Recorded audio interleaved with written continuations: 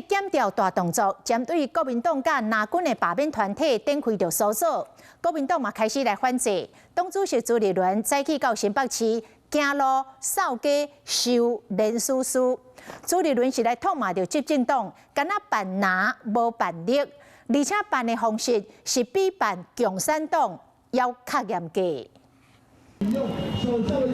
袂使搁等生理上门，爱主动上街诱人客。国民党主席朱立伦伫新北邦桥替联署邮票。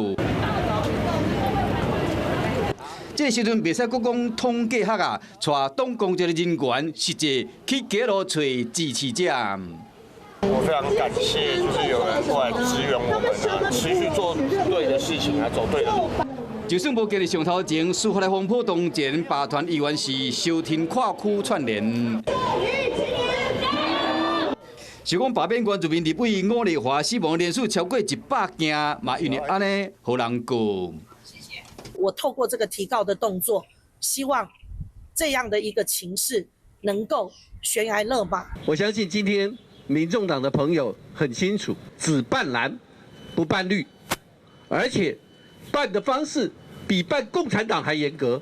所在行动一个展开，党中央嘛难保，偏偏有人和朱立伦无美兼论位。问题根源就在国民党不争气啊！14+1执政的县市长跟这么多的县市议员、乡镇长，这些为什么都让他们点不代志做？这党主席是不是应该有更积极的作为？ 杜碧源中出江湖，要搁甲朱立伦拼党主席，风声讲罗秀燕即嘛已经准备好要出马，非常欢迎。但是现在我们所有的精力，全党都在团结，所以就看伊安怎应对啊。